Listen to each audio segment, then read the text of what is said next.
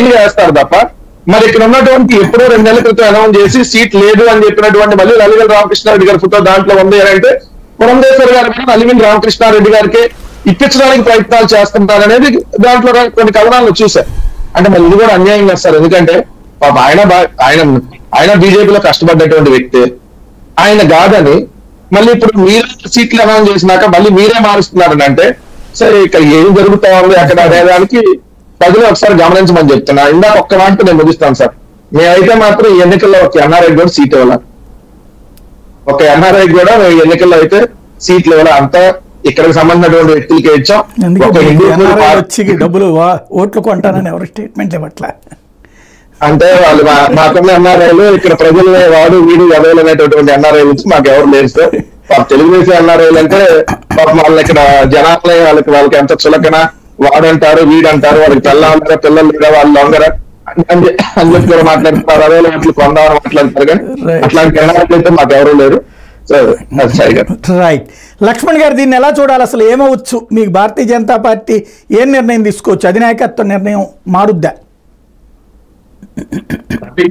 చెప్పినట్టు ఏ ఫామ్ అయితే గారి వాళ్ళు పంపించారు, అది పార్టీ ఆఫీసులో కస్టడీలో ఉంది. అది మార్చచ్చా దాన్ని? అవునండి, ఒక్క నిమిషం. అది మార్చాలి అంటే ఢిల్లీ నుంచే పంపించాలి తప్ప వీళ్ళ చేతిలో ఏమి ఉండదు.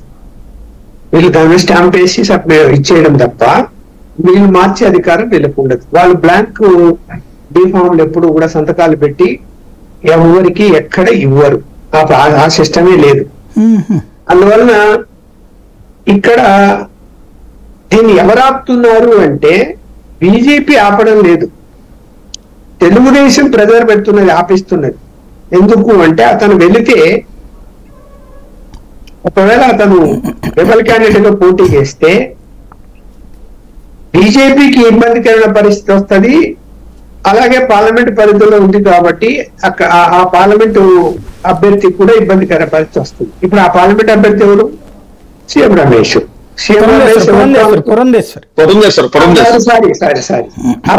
పురంధేశ్వరి ఆమె కదా స్వయంగా పార్లమెంట్ అభ్యర్థి. ఎవరు రెబల్ చేస్తే అర్థం కాల, ఎవరు రెబల్ చేస్తే అని తెలుగుదేశం పార్టీ వాళ్ళే అంటే చంద్రబాబు